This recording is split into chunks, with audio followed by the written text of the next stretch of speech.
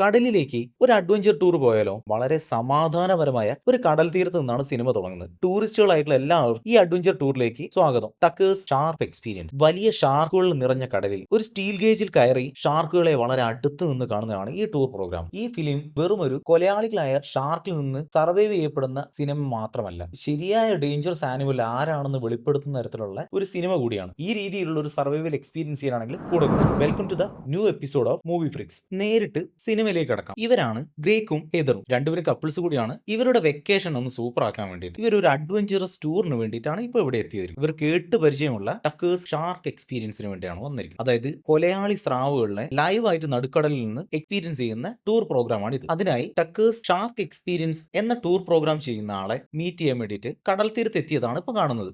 ഇയാളാണ് ടക്കർ. ഇയാളുടെ പ്രോഗ്രാമാണ് ഇത്. ഇയാൾ വളരെ ഹാപ്പി ആയിട്ട് വാം വെൽക്കം ചെയ്തുകൊണ്ടിരിക്കുകയാണ് ഇവരുടെ ടൂർ പ്രോഗ്രാമിലേക്ക് വേണ്ടിയിട്ട്. ബോട്ടിൽ യാത്ര ചെയ്യുന്ന സമയത്തായിരുന്നു പെട്ടെന്ന് തന്നെ വളരെ ഗൗരവമായ മുഖത്തോടു കൂടി ടക്കർ ഗ്രേക്കിനോട് സംസാരിക്കാൻ തുടങ്ങുകയാണ്. ഒരു കാലത്ത് കടലിൽ ഞാൻ നീന്താൻ പോയപ്പോഴാണ് അത് സംഭവിച്ചത്. വെള്ളം വളരെ ശാന്തമായിരുന്നു, വളരെ റിലാക്സ് ആയിട്ടായിരുന്നു നീന്തിക്കൊണ്ടിരുന്നത്. പെട്ടെന്നാണ് വന്ന് എന്നെ എന്തോ ഇടിച്ചത്. ഒരു ഡാർക്ക് കളേർഡ് ആയിട്ടുള്ള ഒരു ഷാർക്ക്. അതിന്റെ വലിപ്പം കണ്ടപ്പോൾ തന്നെ എനിക്ക് തോന്നി എന്റെ ജീവിതം ഇവിടെ തീർന്നെന്ന്. എന്റെ കാലിന്റെ മുകൾ ഭാഗത്തായി അത് കടിക്കുകയാണ്. പക്ഷെ എങ്ങനെയെന്ന് ഇപ്പോഴും അറിയില്ല. ആ കടിയിൽ നിന്ന് പകുതി മിസ്സായി. ഞാൻ എന്റെ മുഴുവൻ കരുത്ത് ഉപയോഗിച്ചായിരുന്നു അന്ന് കരയിലേക്ക് നീന്തി രക്ഷപ്പെട്ടത്. ആ ദിവസം ഇന്നും ആലോചിക്കുമ്പോൾ ഒരു നൈറ്റ്മെയർ പോലെയാണ് എനിക്ക് തോന്നുന്നത്. ടക്കർ ഈ രംഗം എക്സ്പ്ലെയിൻ ചെയ്തപ്പോൾ തന്നെ ഒരു അതിജീവനത്തിന്റെയും ഒരു ഭീതിയുടെയും ഒരു ഓർമ്മയിലേക്കാണ് ഇവരെ കൊണ്ടുപോയത്. ഇത് കഴിഞ്ഞ് ടക്കർ ഷാർക്കിനെ ആകർഷിക്കാനായിട്ട് രക്തം കലർന്ന മാംസത്തിന്റെ കഷ്ണങ്ങളാണ് വെള്ളത്തിലേക്ക് എറിയുന്നത്. ഇത്തരത്തിലുള്ള കാര്യം ഗ്രേക്കും ഹേദറും ആദ്യമായിട്ടാണ് കാണുന്നത്. രക്തത്തിന്റെ മണവും മാംസത്തിന്റെ ചലനവും കാരണം ഷാർക്ക് പെട്ടെന്ന് അവിടേക്ക് എത്തും എന്നാണ് ടക്കറിന്റെ ലക്ഷ്യം. ഗ്രേക്കും ഹേദറും നോക്കി നിൽക്കുമ്പോൾ തന്നെ വലിയ ഷാർക്കുകളാണ് വെള്ളത്തിന് മുകളിലേക്ക് പൊന്തി വന്നുകൊണ്ടിരുന്നത്. ഇവരുടെ നടുവിലേക്കാണ്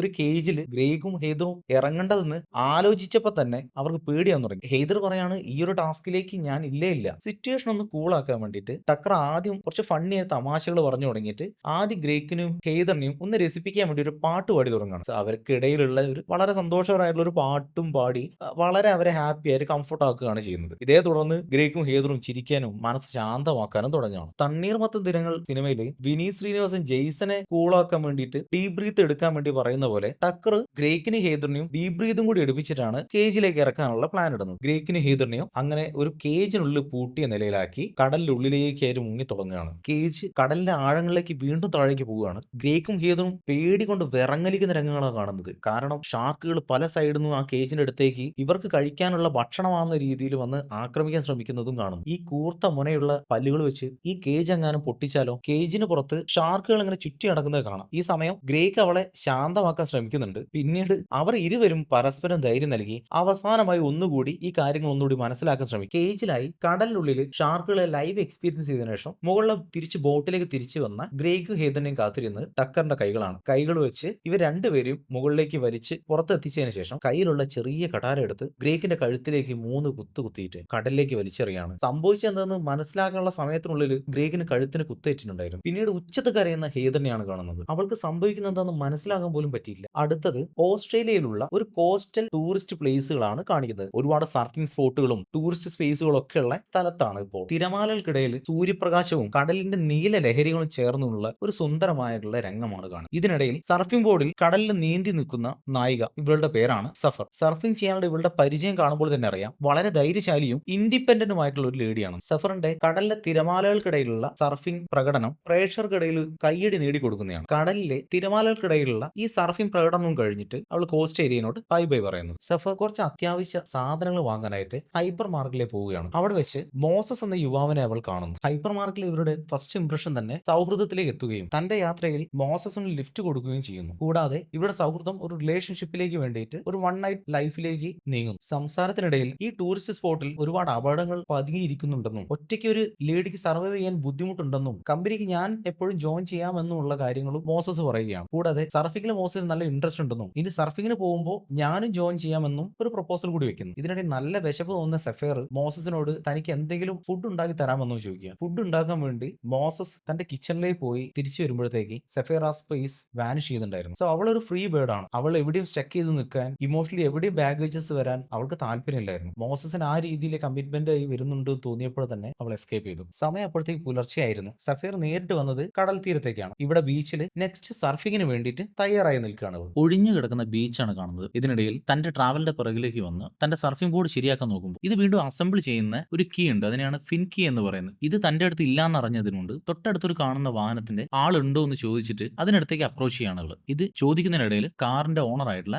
ടക്കർ വരികയാണ്. അയാൾക്ക് മനസ്സിലായ കാര്യം സർഫിങ്ങിന് പോവുകയാണ്. അപ്പോൾ ഫിൻ കീ അയാളുടെ കയ്യിലുണ്ട്. അത് സെഫേറിന് കൊടുക്കുകയാണ് ചെയ്യുന്നത്. ഇവിടെ ഒരു താങ്ക്സ് പറച്ചിലൊക്കെ കഴിഞ്ഞ് അവർ അവിടുന്ന് പിരിഞ്ഞു. വീണ്ടും തന്റെ ട്രാവലിന്റെ അടുത്തേക്ക് എത്തി. സെഫേർ മൊബൈലിൽ നോക്കുന്ന സമയത്ത് അപ്പോഴത്തേക്കും മോസസ് മെസ്സേജ് അയച്ചു തുടങ്ങിയിട്ടുണ്ടായിരുന്നു. എന്തുകൊണ്ടാണ് ഈ ഒരു മൊമെന്റ് വിട്ടുപോയത്? തനിക്ക് എന്റെ ഒപ്പമുള്ള സമയങ്ങളൊന്നും ഇഷ്ടമായില്ലേ? അതിന്റെ മറുപടിയിൽ നിന്ന് ഡീവിയേറ്റ് ചെയ്തിട്ട് ഞാനൊരു ഏർലി ബേർഡ് ആണ്. സർഫിങ്ങിന്റെ മോസ്റ്റ് എക്സൈറ്റിംഗ് മൊമെന്റ് ഫീൽ ചെയ്യപ്പെടണമെങ്കിൽ ഏർലി മോർണിംഗിൽ ബീച്ച് സൈഡിൽ എത്തണം, സർഫിംഗ് എക്സ്പീരിയൻസ് ചെയ്യണം എന്നായിരുന്നു മറുപടി. സർഫിങ്ങിന് ഞാനും ജോയിൻ ചെയ്തോട്ടെ എന്ന് മോസസ് ചോദിച്ചപ്പോൾ അതിന് മറുപടി പറയാൻ തുടങ്ങുന്ന സമയത്താണ് പിന്നിൽ നിന്ന് ആരോ ഒരു പ്ലാസ്റ്റിക് കവർ മൂടിക്കൊണ്ട് തന്റെ കാഴ്ച മറക്കുന്നത് ടക്കർ ആയിരുന്നത്. സെഫറിന്റെ ബോധം കെടുത്തുന്നവരെ കഴുത്തിന് ചുറ്റും ആ പ്ലാസ്റ്റിക് കവർ കൊണ്ട് കടന്നു പിടിച്ച് തന്റെ ഓപ്പൺ ജീപ്പിലേക്ക് അവളെ പാക്ക് ചെയ്തിട്ട് വായിൽ പ്ലാസ്റ്റർ ഒട്ടിച്ചിട്ട് കടന്നു കളിയാണ്. ജീപ്പിൽ ഒരു പോപ്പ് മ്യൂസിക് ഇട്ട് അതിന് താളത്തിൽ പാട്ടും പാടി അത് എൻജോയ് ചെയ്തിട്ട് പോകുന്ന ടക്കർ അവന്റെ ജീപ്പിൽ കിഡ്നാപ്പ് ചെയ്ത സെഫർ ഉണ്ടെന്ന് ഒരു ഭാവം പോലും ഇല്ല അവന്. താൻ ഇത്തരത്തിലുള്ള കാര്യങ്ങൾ ചെയ്തിട്ട് തഴക്കവും പഴക്കവും വന്നിട്ടുണ്ടെന്നും തന്നെ സംബന്ധിച്ചിടത്തോളം ഇതൊരു നോർമൽ സംഭവം മാത്രമാണെന്ന് കാണിക്കുന്ന രീതിയിലുള്ള ഒരു സീനാണ് ഇപ്പൊ കണ്ടുപോകുന്നത്. ഈ പുലർച്ചെ സമയം സർഫിംഗ് ബോർഡിന്റെ ബാഗിലാക്കി അവളെയും ചുമന്നുകൊണ്ട് തന്റെ ബോട്ടിലേക്ക് കയറി പോവുകയാണ് ടക്കർ. മോസസിന് സെഫർ ലാസ്റ്റ് മെസ്സേജ് അയച്ചത് സർഫിങ്ങിനായി എത്തിയതാണെന്ന് കൂടെ ജോയിൻ ചെയ്യുന്നതിന്റെ കാര്യങ്ങളിൽ സംസാരിച്ച് നിൽക്കുമ്പോഴാണ് മെസ്സേജ് ലാസ്റ്റ് കട്ടാവുന്നത്. പിന്നീട് ഒരു വിവരമില്ല. ഇവിടെ പലതവണ ട്രൈ ചെയ്തു കോൺടാക്ട് ചെയ്യാനും പറ്റും. ബീച്ച് സൈഡിലേക്ക് മോസസ് എത്തുകയാണ് അവളെ മീറ്റ് ചെയ്യാൻ വേണ്ടി. അവളെ വണ്ടി അവിടെ ഇട്ടിട്ടുണ്ട്, അവളെ കാണുന്നില്ല. ഇനി സർഫിംഗ് ചെയ്യാൻ വേണ്ടിയിട്ട് ബീച്ചിൽ ഇറങ്ങിയതാണോ എന്ന് അറിയാൻ വേണ്ടി അവിടെ മുഴുവനായിട്ട് തെരഞ്ഞു നോക്കിയെങ്കിലും അവിടെയും ഇല്ല. ഈ സമയം ബോധം വരുന്ന സെഫേറിന് താനൊരു കട്ടിലിന് ചേർത്ത്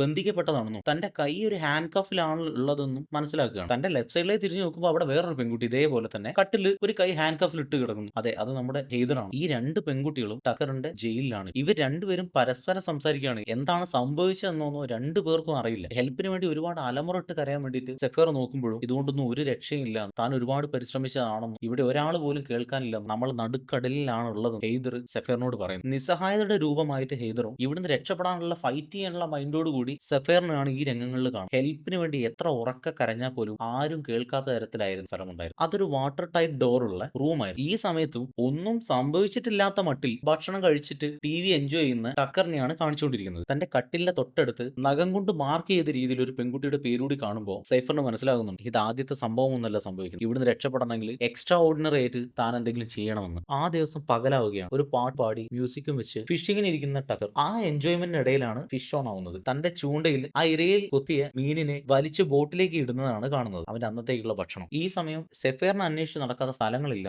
അവസാനം പോലീസിൽ കംപ്ലൈന്റ് ചെയ്യാൻ വരെ പോയി. പക്ഷേ മോസിന് സെഫേറിനെ കുറിച്ച് മറ്റു ഡീറ്റെയിലുകൾ ഒന്നും അറിയില്ല. അവൾ ആരാണ് ഇതാണ്. സെഫേർ അപ്പോഴും ഒരു അൺനോൺ ഐഡന്റിറ്റി ആയിട്ട് തന്നെ തുടർന്നു. ഇരുട്ട് വീണ്ടും വീണ് തുടങ്ങി. രാത്രി ആയപ്പോഴേക്കും വളരെ അവശ്യ നിലയിൽ എത്തിയിരിക്കുന്നു ഹെയ്ദറിനെയാണ് കാണുന്നത്. അപ്പോഴും തന്റെ ഉള്ളിലെ ഫയർ വിടാതെ തന്റെ കട്ടിലും തന്റെ ചെയിനും പൊളിക്കാൻ വേണ്ടിയിട്ട് നിരന്തരം ശ്രമിച്ചുകൊണ്ടിരിക്കുന്ന സഫറിനെയാണ് കാണിച്ചുകൊണ്ടിരിക്കുന്നത്. ഇതിനിടയിൽ എല്ലാ സിനിമകളിലും കണ്ടുവരുന്ന പോലെ പൂട്ട് തുറക്കാൻ വേണ്ടിയിട്ട് ഇയർ പിന്നുകളോ മറ്റോ മെറ്റൽ പാർട്ട് വെച്ച് തുറക്കാൻ നോക്കും. ഇവിടെ അതേപോലെ ഹെയ്ദറിന്റെ ഇന്നർ വേനുള്ളിലുള്ള ഒരു മെറ്റൽ പാർട്ട് അവർ ഊരിയെടുക്കാൻ ശ്രമിക്കുകയും അത് വെച്ചിട്ട് സേഫർ തന്റെ ലോക്ക് തുറക്കാൻ ശ്രമിക്കുന്നതിനിടയിലാണ് കഥക് തുറക്കുന്ന സൗണ്ടുകൾ. ടക്കർ ഇവർക്കുള്ള ഭക്ഷണമായിട്ട് റൂമിലേക്ക് എൻ്റർ ചെയ്യുന്നതും 2 ദിവസത്തോളമായി ഒരു ഭക്ഷണമില്ലാത്ത അവർ വെച്ച് നീട്ടുന്ന ബ്രെഡും കോഫിയും കഴിക്കുകയാണ്. അതിനുശേഷം ഡോർ ലോക്ക് ചെയ്തിട്ട് ടക്കർ പുറത്തേക്ക് പോവുകയും സേഫർ വീണ്ടും തന്റെ ഹാൻഡ് കഫ് തുറക്കാൻ വേണ്ടി ശ്രമിക്കുന്നതിനിടയിൽ പെട്ടെന്നാണ് ഏതൊരു ബോധം കെട്ടുവീഴുന്നത്. സേഫർ മനസ്സിലാക്കുന്നു താനും അബോധാവസ്ഥയിൽ പോയിക്കൊണ്ടിരിക്കുകയാണ്. അപ്പോഴാണ് ടക്കർ വീണ്ടും ഡോർ തുറന്ന് ഉള്ളിലേക്ക് കയറുന്നത്. റൂമിലെത്തിയ ടക്കർ കാണുന്നത് പകുതി ബോധത്തോട് ആ മെറ്റൽ പാർട്ട് വെച്ചിട്ട് തന്റെ ഹാൻഡ് കഫിലുള്ള ലോക്ക് പൊട്ടിക്കാൻ നോക്കും സേഫറിനെയാണ്. സേഫറിന്റെ കയ്യിലുള്ള ആ മെറ്റൽ പാർട്ട് കയ്യിൽ എടുത്തുകൊണ്ട് ടക്കർ പറഞ്ഞു, നീ ഒരു സാധാരണ പെണ്ണല്ല, നിന്നെ കുറച്ച് കാര്യങ്ങൾ പഠിപ്പിക്കാനും കാണിക്കാനും ഉണ്ട്. സേഫർ ബോധം ഉണർന്നു വരുമ്പോൾ ഒരു മെറ്റാലിക് ചെയറിൽ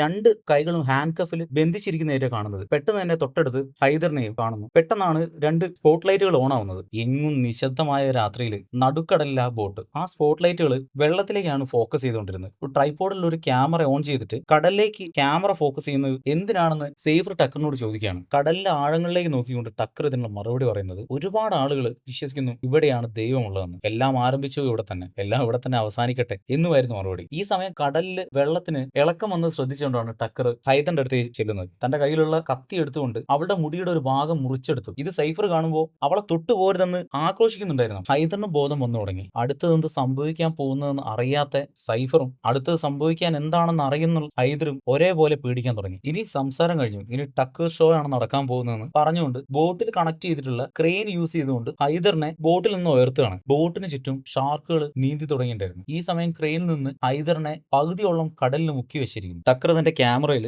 ആ സ്പോട്ട് ഫോക്കസ് ചെയ്തുകൊണ്ടിരിക്കുകയാണ്. നെക്സ്റ്റ് സെക്കൻഡിൽ ഒരു ഷാർക്ക് വന്ന് ലൈവായിട്ട് അവളെ ബൈറ്റ് എടുക്കുന്നതാണ് കാണുന്നത്. ജീവനോടെ അവളുടെ ശരീരം ആ ഷാർക്ക് കടിച്ചു കൊണ്ടുപോവുകയാണ്. ഈ രംഗങ്ങളെല്ലാം ഒരു ദയയും കൂടാതെ ക്യാമറയിൽ പകർത്തുന്ന ടക്കറിന്റെ മുഖമാണ് കാണുന്നത്. ഇതെല്ലാം വീണ്ടും വീണ്ടും കണ്ട് രസിക്കാനുള്ള ഒരു ഭ്രാന്തമായ ചെയ്തി. ഒരു ആത്മനിർവൃതിയോടുകൂടി ക്യാമറയിൽ നിന്ന് കണ്ണെടുത്തതിന് ശേഷം ക്യാമറ സേഫറിന് നേരെ തിരിച്ചുകൊണ്ട് നീ മരണഭയത്തിൽ കരയുന്നത് എനിക്ക് ആസ്വദിക്കണം എന്ന് പറഞ്ഞുകൊണ്ടാണ് ബാക്കിയുള്ളത് റെക്കോർഡ് ചെയ്യുന്നത്. ടക്കറിന്റെ മാനസികാവസ്ഥ ഒരു എക്ടസിയുടെ ഒരു പീക്ക് ലെവലിലാണ്, ഒരു ഹൈലി സാറ്റിസ്ഫൈഡ് ആയിട്ടുള്ള ഒരു മൊമെന്റ്. ഇതിനുശേഷം അവൻ കാണിച്ചു കൂട്ടുന്നത് ഒരു പോപ്പ് സോങ് വെച്ചുകൊണ്ട്, ഒരു കയ്യിൽ ബിയറും വെച്ചുകൊണ്ട്, അർദ്ധനഗ്നനായിക്കൊണ്ടാണ് ഡാൻസ് കളിച്ചുകൊണ്ട് തന്റെ ചൂടുകൾക്കൊക്കെ മറ്റൊന്നിനും തരാൻ കഴിയാത്ത സന്തോഷം കൊടുത്തുകൊണ്ടിരിക്കുകയാണ്. ആ പാട്ട് ആസ്വദിച്ചുകൊണ്ട് എയ്തറിന്റെ തലമുടി ഒരു മെറ്റാലിക് റോഡിൽ വെച്ച് ഒരു ചൂണ്ടക്കുളത്തിൽ ഒരു ഗം വെച്ച് ഒട്ടിച്ചിട്ട് ഒരു കാസറ്റിന്റെ ഒരു ട്രാൻസ്പെറന്റ് കവറിനുള്ളിലേക്ക് വെക്കുകയാണ്. അതിനുശേഷം ഒരു ക്യാബിൻ തുറക്കുമ്പോൾ അതിൽ നിറയെ കേസറ്റുകളും ഒരുപാട് മുടികളും ചൂണ്ടക്കുളത്തുമുള്ള കേസറ്റുകളുടെ കളക്ഷനാണ് കാണിക്കുന്നത്. ഇയാൾ ഈ രീതിയിൽ മൃഗീയമായി കൊലപ്പെടുത്തിയ പെൺകുട്ടികളുടെ വീഡിയോ ടേപ്പാണ്. അടുത്തൊരു ബ്ലാങ്ക് വീഡിയോ ടേപ്പ് എടുത്ത് അതിൽ സെഫേറിന്റെ പേരാണ് എഴുതി ചേർക്കുന്നത്. തനിക്ക് രക്ഷപ്പെടണം, അതിനുവേണ്ടി എല്ലാ മാർഗവും ചെയ്യാനും അതിൽ ഒരു സമയം പോലും വേസ്റ്റ് ആക്കാനില്ലെന്നും മനസ്സിലാക്കിക്കൊണ്ട് നിരന്തരമായിട്ട് തന്നെ ബന്ധിച്ചിരിക്കുന്ന ആ കട്ടിലിനോട് ശാരീരികമായി പൊരുതിക്കൊണ്ടിരിക്കുകയാണ് സെഫേർ. ഇവൾ ഹൈദറിനെ പോലെയല്ല, വേറൊരാളെ പോലെയല്ല. സേഫർ ഒരു ഫൈറ്റർ ഗേൾ ആണെന്ന് ഇവിടെ മനസ്സിലാക്കാം നമുക്ക്. നിരന്തരം ശ്രമിച്ചിട്ടും ആ ഇരുമ്പിന്റെ കട്ടിൽ നിന്ന് രക്ഷപ്പെടാൻ അവൾക്ക് കഴിഞ്ഞിട്ടേ ഇല്ല. കൂടെ ഉണ്ടായിരുന്ന ആർക്കും കഴിഞ്ഞിട്ടില്ല എന്ന് മനസ്സിലാക്കി. അടുത്ത ദിവസം സ്രാവുകൾ കഴിച്ച ഹൈദറിന്റെ ബോഡിയുടെ ഒരു പാർട്ട് കടലിൽ ഒഴുകി നടക്കുന്നതാണ്. ഈ സമയം സേഫറുടെ ബോയ് ഫ്രണ്ട് ഇവളുടെ എല്ലാ സർഫിംഗ് സ്പോട്ടുകളിലും തെരഞ്ഞുകൊണ്ടിരിക്കുകയാണ്. ഇതുവരെ കാണാൻ പറ്റി. അവൻ അവളെ വല്ലാതെ മിസ് ചെയ്യുന്നുണ്ട്. വീണ്ടും ഹാൻഡ് കഫിൽ കിടക്കുന്ന സൈഫറിന്റെ അടുത്തേക്ക് ടക്കർ അവൾക്ക് കഴിക്കാനുള്ള ഭക്ഷണവുമായി വരികയാണ്. പെട്ടെന്ന് രോഷാകുലായിട്ട് അവൾ ആ ഭക്ഷണം മുഴുവൻ തട്ടി കളഞ്ഞുകൊണ്ട് നല്ലൊരു തെറി കൂടി പറയാം. ഇതിന് ടക്കറിന്റെ മറുപടി, ഈ ഭൂമിയിൽ സംഭവിക്കുന്ന എന്താണെന്ന് നിനക്കറിയോ? ഈ എക്കോസിസ്റ്റം നിലനിൽക്കുന്നത് തന്നെ ഈ ഷാർക്കുകളുടെ ഇവിടുത്തെ പ്രസൻസ് ആണ്. ഷാർക്കുകൾ ഒരിക്കലും ഇരപിടിക്കുമ്പോൾ അവരുടെ അനുവാദം ചോദിക്കാറില്ല. ടക്കറായിട്ടുള്ള എല്ലാ ജീവിവർഗത്തിനെയും കരുത്തരായുള്ള ആളുകൾ അതീശത്വം പുലർത്തും. അതേപോലെയാണ് താനെന്നും ടക്കർ പറയുമ്പോൾ പുച്ഛിച്ച് തള്ളുന്ന രീതിയിൽ നീ ഒരു കീടാണുവാണ്, ഒരിക്കലും നീ ഒരു ഷാർക്കുമായി കമ്പയർ നിന്നെ ചെയ്യാൻ പാടില്ല എന്നൊരു ധീരമായ മറുപടിയാണ് സേഫർ അവന്റെ മുഖത്ത് നോക്കി പറയുന്നത്. ടക്കർ ആ റൂമിൽ നിന്ന് പുറത്തു പോയതിനു ശേഷം അവൾ പെട്ടെന്ന് നോട്ടീസ് ചെയ്യുന്നത് ആ റൂമിൽ അവളുടെ ഡെയിലി യൂസേജിനുള്ള ഒരു ബക്കറ്റാണ്. ആ ബക്കറ്റിന്റെ ഹാങ്ങർ സൈഡിലുള്ള ഇരുമ്പിന്റെ ഭാഗം അവൾ പൊട്ടിച്ചെടുത്ത് ഇതുകൊണ്ട് ഇനി എന്ത് ചെയ്യാന്ന് ആലോചിക്കുകയാണ്. ഈ സമയം ടക്കർ അവിടെ ലൈവ് മീനിനെ പിടിച്ച് ഗ്രില്ല് ചെയ്തിട്ട് കഴിച്ചുകൊണ്ട് കാണുന്ന രംഗങ്ങൾ, തലേ ദിവസം രാത്രി ഹൈദറിനെ ഷാർക്ക് അറ്റാക്ക് ചെയ്തിട്ട് അവളെ മാംസം ഭക്ഷിക്കുന്ന രംഗങ്ങളാണ്. ടക്കറിന് ഈ കാര്യങ്ങളെല്ലാം ഒരു തൃപ്തിക്കുറവ് നമുക്ക് ഫീൽ ചെയ്യുന്നു. അടുത്തത് തന്റെ കയ്യിൽ ഒരു ഹാൻഡ് ബോക്സിൽ നിന്ന് ഒരു ഗ്ലാസും ആ ഗ്ലാസ്സിലേക്ക് കുറച്ച് പിൽസും എടുത്ത് മിക്സ് ചെയ്ത് അതൊരു സിറിഞ്ചിലേക്കാക്കി മാറ്റുന്നതാണ് കാണുന്നത്. എന്നിട്ട് സൈഫറിനെ ലോക്ക് ചെയ്ത ആ റൂമിലേക്ക് ടക്കർ കടന്നു ചെല്ലുമ്പോൾ അവൾ ഉറങ്ങുകയാണ്. പതിയെ സൈഫറിന്റെ അടുത്തേക്ക് വന്ന് അവളുടെ കഴുത്തിനടുത്തേക്ക് ആ സിറിഞ്ച് കൊണ്ടുവരുകയാണ്. പെട്ടെന്നാണ് അവൾ കണ്ണു തുറന്ന് തന്റെ കയ്യിലുള്ള ആ മെറ്റൽ പാർട്ട് വെച്ച് ടക്കറിന്റെ കഴുത്തിൽ ആഞ്ഞു കുത്തുന്നത്. അവൾക്ക് വിശ്വസിക്കാൻ കഴിഞ്ഞില്ല. ആ കുത്തേറ്റു. കഴുത്തിനേറ്റ ആ കുത്തിന്റെ ആഘാതത്തിൽ ടക്കർ പിറകിലേക്ക് മറിഞ്ഞു വീഴുകയാണ്. ഒരു നിമിഷത്തേക്ക് അവൾക്ക് ഇതൊന്നും വിശ്വസിക്കാനായില്ല. ടക്കർ മെല്ലെ ബോധരഹിതനാവുകയാണ്. അവന്റെ അടുത്തുള്ള കീ ചെയിൻ എടുത്ത് അവളുടെ ഹാൻഡ് കഫ് അവൾ ഓപ്പൺ ചെയ്യുന്നു. ഭാഗ്യം, അവൾ ഇപ്പോൾ ഫ്രീ ആവുന്നു. എന്നിട്ട് ടക്കറിന്റെ അരയിലുള്ള കാറിന്റെ ചാവി കൂടി നോക്കാൻ വേണ്ടിയിട്ട് കൈ അടുത്തേക്ക് കൊണ്ടുപോയപ്പോൾ പെട്ടെന്ന് അബോധാവസ്ഥയിൽ നിന്ന് എഴുന്നേറ്റ് ടക്കർ അവളെ കൈക്ക് കയറി പിടിക്കുന്നു. ജീവനം കൊണ്ട് അവൾ ആ റൂമിൽ നിന്ന് ഇറങ്ങി ഓടുകയാണ്. ബോട്ടിന്റെ ആ അണ്ടർഗ്രൗണ്ട് റൂമിൽ നിന്ന് മുകളിലേക്ക് സ്റ്റെപ്പ് വഴി ഓടി കയറുന്നതിനിടയിൽ ടക്കർ അവളുടെ കാലിൽ കയറി പിടിക്കുന്നു. അതെ, ഇത്തവണ അയാൾക്ക് ഉന്നം പിഴച്ചില്ല. ആ സിറിഞ്ച് ആ കാലിൽ അയാൾ ഇഞ്ചക്ട് ചെയ്യുന്നു. ടക്കറിന് ഈ സമയം നല്ലൊരു ചവിട്ട് കിട്ടുകയാണ് അവൾ എടുക്കുന്നത്. ഇതിനിടയിൽ ഓടി മുകളിലേക്ക് രക്ഷപ്പെട്ട് ബോട്ടിലെ മൈക്രോഫോണിൽ നിന്ന് എമർജൻസി ഹെൽപ്പിന് വേണ്ടി അവൾ വിളിച്ചുകൊണ്ടിരിക്കുമ്പോൾ റേഞ്ച് ലഭിക്കാത്തതുകൊണ്ട് കണക്ട് ആവുന്നേ ഇല്ല. അപ്പോഴാണ് ദൂരെ നിന്ന് ഒരു പാർട്ടി ബോട്ട് പോകുന്നത് കാണുന്നത്. സൈഫറിനെ രക്ഷപ്പെടുത്താൻ ആ ബോട്ടിലുള്ളവർക്ക് കഴിയുമെന്നുള്ള വിശ്വാസത്തിൽ ബോട്ടിന്റെ ഔട്ടർ പാർട്ടിലേക്ക് ഓടുകയാണ്. സഹായത്തിനായി ഉറക്ക കരയുന്നുണ്ട് അവള്. ആ ശബ്ദം അവിടെ എത്തില്ല. ഈ സമയം ബോട്ടിന്റെ പുറത്തേക്കുള്ള വാതിലും തുറന്ന് ടക്കർ പുറത്തേക്ക് വരികയാണ്. അവൾക്ക് കാഴ്ച മങ്ങി തുടങ്ങിയിട്ടുണ്ട്. നേരത്തെ ഇഞ്ചക്ട് ചെയ്ത സിറിഞ്ചിന്റെ മരുന്നായിരിക്കുമോ അറിയില്ല. സ്ത്രീകളെ ഷാർക്കുകൾ ഇട്ടുകൊടുത്ത് കൊല്ലുന്നത് കണ്ട് രസിക്കാൻ വേണ്ടിയിട്ട് ഉപയോഗിക്കുന്ന ക്യാമറയും ട്രൈപ്പോഡ് അവിടെ ഉണ്ടായിരുന്നു. അവന്റെ ശ്രദ്ധ തിരിക്കാൻ വേണ്ടി അവൾ അതെടുത്ത് കടലിലേക്ക് ഇറങ്ങും. അത് കടലിന്റെ ആഴങ്ങളിലേക്ക് ഇറങ്ങി പോകുന്നത് കാണുമ്പോൾ അടുത്ത നിമിഷത്തിൽ അവൾ കടലിലേക്ക് എടുത്ത് ചാടുന്നയോ കാണുന്നു. കടലിന്റെ മുകളിൽ കൂടെ പകുതി ബോധത്തിലും അവൾ നീന്തിക്കൊണ്ടിരിക്കുകയാണ്. പെട്ടെന്നാണ് കടലിലെ സാധനങ്ങളെല്ലാം പ്ലക്ക് ചെയ്തെടുക്കുന്ന ഒരു പ്ലക്കർ വെച്ച് അവളെ മെല്ലെ ടക്കർ വീണ്ടും ബോട്ടിലേക്ക് വലിച്ചെടുപ്പിക്കുകയാണ്. ഇതിനിടയിൽ ഇവളെ ബോയ് ഫ്രണ്ടായ മോസസിന് ഇവൾ എവിടെ പോയതാണെന്നും ഇവൾക്ക് എന്ത് സംഭവിച്ചാണെന്നും തിരിച്ചറിയാൻ വേണ്ടിയിട്ട് നിരന്തരമായി ശ്രമിച്ചുകൊണ്ടിരിക്കുകയാണ്. അതിനിടയിലാണ് ബീച്ചിൽ സർഫ് ചെയ്യുന്നവരെ നിരീക്ഷിക്കാനും അവരുടെ സർവൈലൻസിന് വേണ്ടിയിട്ടും അവരുടെ സുരക്ഷയ്ക്ക് വേണ്ടിയിട്ട് വേവ് വാച്ച് എന്ന രീതിയിലുള്ള ഒരു ലൈവ് ആപ്പ് ഉണ്ട്. അതിന്റെ CCTV ചെക്ക് ചെയ്യാണ്. അന്ന് രാത്രിക്ക് ശേഷം സേഫറിന്റെ വാൻ അതിൽ പാസ് ചെയ്യുന്നത് അവൻ കാണുന്നു. അതിനുശേഷം ഒരു ഓപ്പൺ ജീപ്പ് മാത്രം അതിലൂടെ പാസ് ചെയ്യുന്നു. അത് സൂം ചെയ്ത് നോക്കുമ്പോൾ മനസ്സിലാവുന്നത് അത് ടക്കറിന്റെ അഡ്വഞ്ചറസ് ട്രിപ്പിന്റെ ജീപ്പാണെന്ന്. സേഫറിന് ബോധം വരുമ്പോൾ ഇത്തവണ കൂടുതൽ ഹാൻഡ് കഫുകളായി കൈയും കാലും ബന്ധിച്ചിട്ട് ടക്കറിന്റെ അതേ റൂമിൽ തന്നെ കിടക്കുന്നതാണ്. പക്ഷേ അവളുടെ ബോയ് ഫ്രണ്ട് ടക്കേഴ്സ് ഷാർപ്പ് എക്സ്പീരിയൻസിന്റെ ഡീറ്റെയിൽസ് ഓൺലൈനിൽ സെർച്ച് ചെയ്യുകയാണ്. അതെ, അവനെ കുറിച്ച് സംശയങ്ങൾ ഉടലെടുക്കുകയാണ്. നെറ്റിൽ നിന്ന് നമ്പർ എടുത്ത് ടക്കേഴ്സ് ഷാർക്ക് എക്സ്പീരിയൻസിലേക്ക് എൻക്വയറി ചെയ്യുമ്പോൾ ഇപ്പൊ ഹോളിഡേ ആണ് എങ്കിൽ കൂടി ഇപ്പൊ സർവീസ് ക്ലോസ്ഡ് ആണെന്ന് പറഞ്ഞിട്ടുള്ള ഇൻഫർമേഷൻ ആണ് കിട്ടുന്നത്. നിൽക്കുന്നത്. ടക്കർ ബോട്ട് കരയ്ക്കടുപ്പിച്ചു. കാരണം ഇതെല്ലാം ആസ്വദിക്കണേ അവന്റെ ക്യാമറ വേണം. വളരെ ധൃതി പിടിച്ച് അവന്റെ ജീപ്പും എടുത്ത് അവൻ ഒരു ഹൈപ്പർ മാർക്കറ്റിലേക്ക് പോവുകയാണ്. ടക്കർ അത് വാങ്ങി തിരിച്ചു വരുമ്പോൾ ഇവന്റെ സർവീസിനുള്ള പെർമനന്റ് അഡ്രസ്സിലേക്ക് സേഫറിന്റെ ബോയ് ഫ്രണ്ട് എത്തിച്ചേരുകയാണ്. ആരുമില്ലാത്ത ബോട്ടിൽ അവൻ പലതവണ വിളിച്ചു നോക്കും, ഒരു റെസ്പോൺസും ഇല്ല. അവൻ മടങ്ങി പോകാൻ നിൽക്കുമ്പോൾ എന്തോ ഒരു സൗണ്ട് കേൾക്കുന്നതുകൊണ്ട് അവൻ അത് ശ്രദ്ധിക്കാൻ ശ്രമിച്ചു. അണ്ടർഗ്രൗണ്ടിൽ നിന്നാണ് സൗണ്ട്. അവൻ എന്തോ കാര്യങ്ങൾ മനസ്സിലായ പോലെ പിന്നെ ഒന്നും നോക്കിയില്ല. ബോട്ടിന്റെ സൈഡ് വിൻഡോ പൊട്ടിച്ച് അവൻ ഉള്ളിലേക്ക് കയറി. കയ്യിൽ ഒരു കൂർത്ത ആയുധവും വെച്ച് ശബ്ദം കേൾക്കുന്ന ഭാഗത്തേക്ക് അവൻ ധൃതിയിൽ നടക്കുകയാണ്. ഈ സമയം ടക്കറിന്റെ ജീപ്പ് വളരെ വേഗത്തിൽ അവന്റെ ബോട്ടിന്റെ അടുത്തേക്ക് എത്തിക്കൊണ്ടിരിക്കുന്നു. ശബ്ദം കേൾക്കുന്ന ഡോർ മോസസ് തുറക്കുമ്പോൾ സേഫർ അവിടെ വായിൽ പ്ലാസ്റ്ററും കൈയും കാലും ചങ്ങലയിലും ഇട്ട് ബന്ധിച്ചിരിക്കുന്നതാണ് കാണുന്നത്. അവൾക്ക് പറയാനുള്ളത് മുഴുവൻ അവൾ ഒറ്റ ശ്വാസത്തിൽ പറഞ്ഞു തീർക്കണം. എത്രയും പെട്ടെന്ന് എന്റെ കയ്യിലുള്ള ചങ്ങലകൾ പൊട്ടിക്കണം. അതിന് പറ്റി എന്തെങ്കിലും ഒരു മെറ്റൽ പാർട്ട് നീ കണ്ടെത്തണം. ടക്കർ അയാൾ ഒരു ഭീകരനാണ്. അയാൾ വരുന്നതിന് മുന്നേ ചെയ്യണം ഈ കാര്യങ്ങളെല്ലാം. പിന്നെ ഒരു കാര്യം കൂടി, പോലീസിനെ എന്തായാലും വിളിക്കണം. ഇതും കേട്ടുകൊണ്ട് അവൻ പുറത്തേക്ക് പോലീസിനെ വിളിച്ചുകൊണ്ട് ഓടുന്ന സമയത്ത് ടക്കറിന്റെ മുന്നിൽ തന്നെ ചെന്നുപെടും. കീരിക്കാടൻ ജോസിനെ പോലുള്ള ടക്കറിന്റെ മുന്നിൽ രക്ഷപ്പെടുക അത്ര എളുപ്പമല്ലായിരുന്നു മോസിന്. അവന്റെ ആയുധം പിടിച്ചെടുത്ത് അവനെ തന്നെ ആക്രമിക്കുന്ന ടക്കർ മോസിന്റെ ഫോൺ വലിച്ചെറിഞ്ഞ് പൊട്ടിക്കുകയാണ് ചെയ്യുന്നത്. വലിയ മീനുകളെ ചൂണ്ടയിൽ കിട്ടിയാൽ വലിച്ച് കരയ്ക്കടുപ്പിക്കാൻ ഉപയോഗിക്കുന്ന വലിയ ഹുക്ക് പോലുള്ള കുളത്ത് വെച്ചിട്ട് ടക്കർ മോസിനെ കൊല്ലാൻ വീശുന്നതിനിടയിൽ കൈയിൽ കിട്ടിയ ഒരു കവർ വെച്ചിട്ട് ടക്കറിന്റെ തലയ്ക്കടിയിൽ കിട്ടുകയാണ്. ടൈമിങ്ങിലുള്ള ഒരു പാളിച്ച കൊണ്ട് മാത്രം ടക്കർ നിലത്തേക്ക് വീഴുന്നു. കൈ കിട്ടിയ ആയുധം വെച്ച് മോസ് ടക്കറിനെ തിരിച്ച് ആക്രമിക്കുകയാണ്. പിന്നിൽ നിന്ന് മോസസിന്റെ തലയ്ക്ക് ഒരടി കിട്ടുകയാണ്. അത് ടക്കറിനെ ബിസിനസിന് ഹെൽപ്പ് ചെയ്യുന്ന ഒരു സപ്പോർട്ടറായിരുന്നു. പക്ഷെ അയാൾക്ക് ഇതൊന്നും അറിയില്ല. ടക്കറിന്റെ ജീവൻ രക്ഷപ്പെടുത്താൻ വേണ്ടി അയാൾ ചെയ്തത് മാത്രം. പെട്ടെന്നൊരു പെൺകുട്ടിയുടെ കരച്ചിലുള്ളിൽ നിന്ന് കേൾക്കുമ്പോൾ അത് എന്താണെന്ന് ടക്കറിനോട് ചോദിക്കുമ്പോൾ നേരത്തെ അവർ ഉപയോഗിച്ച അതേ ആയുധം വെച്ചിട്ട് ഇയാളുടെ തലയിൽ ആഞ്ഞടിച്ചുകൊണ്ട് ഇയാളെ കൊല്ലുന്നതാണ് കാണുന്നത്. ടക്കർ ഒരു ഭീകര കൊലയാളിയാണ്. അയാളുടെ മാനസികം മുഴുവനായിട്ട് നഷ്ടപ്പെട്ടായി. അയാളുടെ നിലനിൽപ്പിനും ആസ്വാദനത്തിനും വേണ്ടി അയാൾ എന്തും ചെയ്യാൻ പോകുന്ന ഒരു കഴുകനായി മാറി. ഇത്രയും സംഭവങ്ങൾ ഉണ്ടായതുകൊണ്ടും ഒരുപാട് ശബ്ദകോലാഹലങ്ങൾ ഉണ്ടായതുകൊണ്ടും പുറമെ ആരെങ്കിലും കേട്ടോ എന്നുള്ള ആവലാതി കൊണ്ട് ടക്കർ പുറമെ മുഴുവനായിട്ട് സെർച്ച് ചെയ്തു. മറ്റാരും ശ്രദ്ധിച്ചില്ലെന്നുള്ള ഉറപ്പുള്ളത് കൊണ്ട് വേഗം തന്നെ ബോട്ട് സ്റ്റാർട്ട് ചെയ്യാൻ നോക്കുമ്പോഴാണ് മനസ്സിലായത് ടാങ്കിൽ ഫ്യൂൽ കുറവാണ്. എന്നിട്ടും മാപ്പിൽ നോക്കി അടുത്ത ഷാർക്ക് സ്പോട്ട് ഏതാന്ന് ഫൈൻഡ് ചെയ്തിട്ട് നിയറസ്റ്റ് ആ സ്പേസിലേക്കുള്ള യാത്രയാണ് ഇവിടെ തുടങ്ങുന്നത്. വീണ്ടും ആ റൂമിൽ സേഫറിനെയും മോസസിനെയും ചങ്ങലയിൽ ഇട്ടിരിക്കുകയാണ്. മോസസിന് ബോധം വന്നപ്പോൾ സെഫറിനോട് സംസാരിക്കാൻ തുടങ്ങുമ്പോഴാണ് ടക്കർ വീണ്ടും ആളുകളെ ക്രെയിനിൽ കയറ്റി കടലിലേക്ക് ഇറക്കിയിരിക്കുന്ന ജാക്കറ്റുമായിട്ട് വീണ്ടും വന്നത്. ഇത്തവണ മോസസിനെയാണ് ആദ്യം ജാക്കറ്റിലേക്ക് കുക്ക് ചെയ്യാൻ വിചാരിക്കുന്നത്. പെട്ടെന്ന് നോക്കുമ്പോൾ കാണുന്നത് തൊട്ടടുത്ത മാംസ കഷ്ണങ്ങളായി കിടക്കുന്ന ടക്കറിനെ അതുവരെ ബിസിനസ്സിന് സഹായിച്ചിരുന്ന ആ അസിസ്റ്റന്റിനെയാണ്. മോസസിനെയും സ്ഥിരം കൊല്ലാൻ പോകുന്നത് പോലെ ക്രെയിനിൽ ഹൂക്ക് ചെയ്യാൻ നോക്കുന്നത് കാണുമ്പോൾ സേഫർ ആർത്ത് കരഞ്ഞോണ്ട് പറയാണ്, അവനെ കൊല്ലാൻ നിൽക്കരുത്, അവന്റെ കയ്യിൽ ആവശ്യത്തിനധികം പണമുണ്ട്, അവൻ പിന്നെ സാധാരണക്കാരനുമല്ല, അവൻ ടൂറിസ്റ്റ് അല്ല, അവനെ തെരഞ്ഞുകൊണ്ട് ആളുകൾ എന്തായാലും വരും, നീ പിടിക്കപ്പെടും, അതുകൊണ്ട് ഈ മണ്ടത്തിനെ നീ കാണിക്കാൻ നിൽക്കില്ല എന്ന് ടക്കറിനോട് സേഫർ പറഞ്ഞുകൊണ്ടിരിക്കുകയാണ്. ഇതൊന്നും കേൾക്കാതെ മോസസിനെ ക്രെയിനിൽ ഉയർത്തി കടൽ സ്രാവുകൾക്ക് ഭക്ഷണമാക്കാൻ വേണ്ടി നോക്കുകയാണ്. ട്രെയിൻ പെട്ടെന്ന് സ്റ്റോപ്പ് ചെയ്തു. സെഫേർ പറഞ്ഞു, അവനെ ആദ്യം സ്രാവിന് കൊടുക്കരുത്, അതിനു വരെ എന്നെ ആദ്യം ചെയ്യണം. മോസസ് ആ ക്രെയിനിൽ നിന്ന് താഴത്തേക്ക് കടലിലേക്ക് ഇറങ്ങുക. അവന് ചുറ്റും സ്രാവുകൾ വട്ടം വെച്ചുകൊണ്ടേയിരിക്കുന്നു. സേഫർ ഉറക്കെ വിളിച്ചു പറയാണ്, ഒരു കാരണവശാലും അനങ്ങരുത്. ഇതിന്റെ രസം പിടിച്ചുകൊണ്ട് ടക്കർ തന്റെ ക്യാമറ കൂടി കയ്യിലെടുത്ത് സംഭവം നേരിൽ പകർത്താൻ വേണ്ടിയിട്ട് ഷാർക്കിലേക്ക് ഫോക്കസ് ചെയ്തു. മോസസ് തന്റെ സകല ധൈര്യവും ആർജിച്ചുകൊണ്ട് വെള്ളത്തിൽ ഒരു തരത്തിലുള്ള അനക്കങ്ങൾ ഉണ്ടാക്കാതെ ശ്വാസം അടക്കി പിടിച്ചു നിന്നു. എന്തോ ഭാഗ്യം, ഷാർക്കുകൾക്ക് ഇവനോടുള്ള താല്പര്യം പോയെന്ന് തോന്നുന്നു. ഷാർക്കുകളെല്ലാം ആ ഹോട്ട്സ്പോട്ടിൽ നിന്ന് ദൂരേക്ക് പോകുന്നത് കണ്ടിട്ട് ടക്കർ ക്യാമറ ഓഫ് ആക്കുകയാണ്. വളരെ നിരാശനായിക്കൊണ്ട് ടക്കർ ക്രെയിൻ ഉയർത്തി മോസസിനെ ബോട്ടിലേക്ക് കൊണ്ടുവരികയാണ്. എല്ലാവരും ഒരു ആശ്വാസത്തിലേക്ക് എത്തുമ്പോൾ കയ്യിൽ നൈഫ് എടുത്ത് വെച്ച് വയറ്റിൽ 2-3 കുത്തി ബ്ലഡ് പുറത്തേക്ക് വരുത്താൻ തുടങ്ങി. വീണ്ടും ഷാർക്കിനെ അട്രാക്ട് ചെയ്യാൻ വേണ്ടി അവന്റെ തന്നെ ബ്ലഡ് കടലിലേക്ക് വീഴും. ഈ രംഗം കാണുമ്പോൾ നമുക്കറിയാം അടുത്ത സെക്കൻഡ് ഷാർക്ക് വീണ്ടും വന്നു. ഇതിനു മുന്നുള്ള ആളുകളുടെ പോലുള്ള ഒരു അവസ്ഥ തന്നെ ഇവനും സംഭവിക്കുന്നു. പക്ഷെ പെട്ടെന്ന് ഒരു ഹെലികോപ്റ്ററിന്റെ സൗണ്ട് ദൂരെ നിന്ന് കേൾക്കുന്നു. ടക്കറിന്റെ ഈ ഒരു മിഷന് ഒരു ബ്രേക്ക് വരാൻ പോവുകയാണ്. കാരണം അത് പോലീസിന്റെ സെർച്ചിങ് ഹെലികോപ്റ്റർ ആയിരുന്നു. ടക്കർ പെട്ടെന്ന് തന്നെ എല്ലാം സ്റ്റോപ്പ് ചെയ്യുന്നു. വീണ്ടും ടക്കറിന്റെ ആ ജയിലിൽ തന്നെ. പക്ഷെ ഇത്തവണ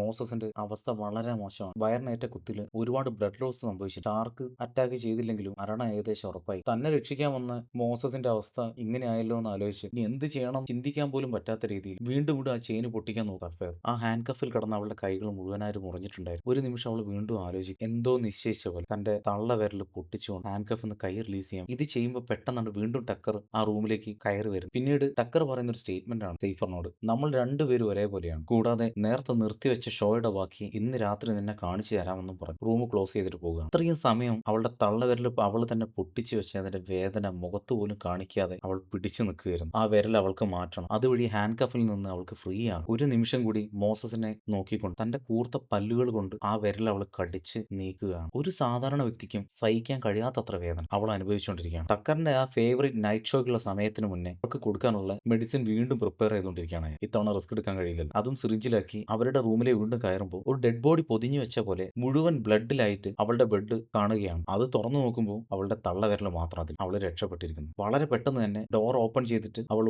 പുറത്തേക്ക് ഇറങ്ങി. എന്നിട്ട് പുറത്തുനിന്ന് ലോക്ക് ചെയ്തു. ബോട്ടിന്റെ ഫ്രണ്ട് ക്യാബിലേക്ക് ഓടുകയാണ് അവൾ. ഈ സമയം തന്റെ കയ്യിലുള്ള പ്ലക്കർ വെച്ച് ആ ജയിൽ റൂമിന്റെ ഉള്ളിലുള്ള നെറ്റ് മാറ്റിയിട്ട് അവിടെയുള്ള ഒരു സീക്രട്ട് വാൾട്ട് ഓപ്പൺ ചെയ്യാൻ ശ്രമിക്കുന്ന ടക്കറും ബോട്ടിന്റെ ഫ്രണ്ട് ക്യാബിൽ നിന്ന് എമർജൻസി അലാറം അടിക്കാൻ നോക്കുന്ന സേഫറും ഇവിടെയും ടൈമിങ്ങിന്റെ വ്യത്യാസത്തിൽ ടക്കർ പുറത്തെത്തുന്നു. ബോട്ടിന്റെ മുഴുവൻ പവർ ഓഫ് ചെയ്യുന്നു. പുറത്തുകൂടി പോകുന്ന ഒരു ബോട്ട് അവളുടെ ശ്രദ്ധയിലപ്പോൾ സമയത്ത് പെടുകയാണ്. അവരെ അട്രാക്ട് ചെയ്യാൻ വേണ്ടിയിട്ട് ബോട്ടിൽ സ്ഥിരം യൂസ് ചെയ്യുന്ന പോപ്പ് ഫയർ ക്രാക്ക് ഉണ്ട്. അത് എടുക്കാൻ അവൾ ഓടുന്ന സമയത്ത് ടക്കർ അവിടേക്ക് വരികയാണ്. ആ ഫയർ ക്രാക്ക് വെച്ചിട്ട് അവൾ അയാളെ അറ്റാക്ക് ചെയ്യുകയാണ്. കയ്യിൽ കിട്ടിയതെല്ലാം വെച്ച് അയാൾ അറ്റാക്ക് ചെയ്യുന്ന അവൾ. എന്നിട്ട് ആ റൂമിലിട്ട് പൂട്ടി ബോട്ടിന് പുറത്തേക്ക് കടക്കാൻ ശ്രമിക്കുകയാണ്. അവൾ ബോട്ടിൽ നിന്നെടുത്ത് ചാടി ലക്ഷ്യമില്ലാതെ നീന്തുകയാണ്. അവളെ ടാർഗറ്റ് ചെയ്തുകൊണ്ട് അവളുടെ ഈ സർവൈവലിനും അധികം ആയുസ് ഉണ്ടായിരുന്നില്ല. തൊട്ടടുത്ത് തന്നെ ടക്കർ അവളെ പിടിക്കുകയാണ്. കഴുത്തിൽ ഒരു സ്ട്രാംഗിൾ ലോക്ക് ഇട്ട് അവളെ ബോധം കെടുത്തും കിട്ടി. ഇത്തവണ മോസത്തിനെ കാഴ്ചക്കാരനാക്കി വെച്ച് അവളെ ഹെൽപ്പ് ചെയ്ത് ട്രെയിനിൽ നിന്ന് താഴത്തേക്ക് ഇറക്കാനായിരുന്നു അവന്റെ പ്ലാൻ. എന്നിട്ട് അവളോട് പറയാണ്, ഒരു ചൂണ്ടക്കാരെ ഒരു മീനിന് കറക്റ്റായിട്ട് ഹുക്ക് കിട്ടിയെന്ന് മനസ്സിലാക്കി കഴിഞ്ഞിട്ടുണ്ടെങ്കിൽ അയാൾക്കറിയാം ആ മീൻ എത്ര ദൂരെ പോയാലും തിരിച്ച് അവന്റെ ബോട്ടിലേക്ക് എന്നെ കൊണ്ടുവരാൻ. ആ ചൂണ്ടക്കാരൻ അത് അറിയാമെന്നും അതുവരെ അവൻ അത് എൻജോയ് ചെയ്യുമെന്നും ടക്കർ പറഞ്ഞു. ഇതിനിടയിൽ മീൻ നടത്തുന്ന എല്ലാ ഫൈറ്റും ആ ചൂണ്ടക്കാരൻ ശരിക്കും എൻജോയ് ചെയ്യുമെന്നും ഇത് പറഞ്ഞു തീരുന്നതിനിടയിൽ ഒരു ഭീമൻ ഷാർക്കാണ് അവിടെ പ്രത്യക്ഷപ്പെട്ടത്. ടക്കറിന്റെ ഫേവറേറ്റ് നൈറ്റ് ഷോ തുടങ്ങാൻ വേണ്ടിയിട്ട്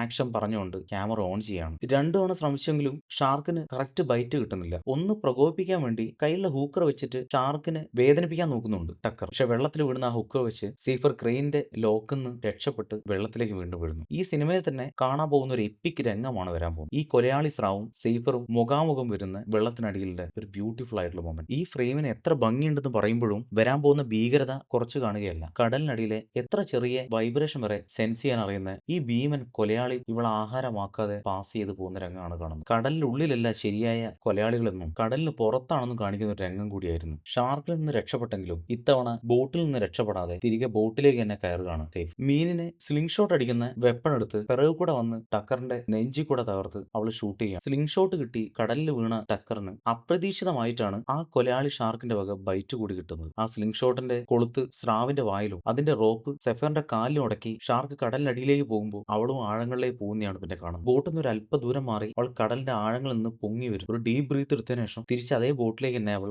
നീന്തി കയറി ആദ്യം തന്നെ മോസസിനെ എഴുന്നേൽപ്പിക്കാനാണ് നോക്കും. അവസാനമായിട്ടുള്ള ആ ഒരു ഫ്ലെയർ ഗൺ കൂടി പൊട്ടിച്ചുകൊണ്ട് പാസ് ചെയ്യുന്ന മറ്റൊരു ബോട്ടിന് ഹെൽപ്പിന് വിളിക്കുമ്പോൾ ഇത്തവണ ഭാഗ്യം കേട്ടതുപോലെ അവർ റെസ്പോണ്ട് ചെയ്യുന്നു. അവരെ ഹെൽപ്പിന് വേണ്ടി ബോട്ട് തിരികെ വരുന്നു. മോസസ് ഇത്രയും അധികം ദുരിതം അനുഭവിച്ചത് അവളോടുള്ള സ്നേഹം കൊണ്ട് മാത്രമാണ്. അവളെ മറക്കാൻ അവന് ഒരിക്കലും കഴിയുന്നില്ലായിരുന്നു. ഇത് തിരിച്ചറിയുന്ന രംഗം കൂടിയായിരുന്നു പിന്നീട്. ഒടുവിൽ സെഫേറും മോസസും ഒരുപക്ഷെ ജീവിതത്തിലെ മടങ്ങുന്നു എന്നൊരു പ്രതീതി നിലനിർത്തിക്കൊണ്ടാണ് ഈ സിനിമ അവസാനിക്കുന്നത്. ഇനി പുതിയൊരു സിനിമയുടെ ത്രില്ലിംഗ് എക്സ്പീരിയൻസുമായി വീണ്ടും കാണാം. ഇവിടെ മൂവി ഫ്രീക്സിന്റെ ഈ എപ്പിസോഡ് അവസാനിക്കുന്നു. കൂടുതൽ മൂവി നരേഷനുകൾക്ക് ഈ ചാനൽ സബ്സ്ക്രൈബ് ചെയ്യാൻ മറക്കരുത്.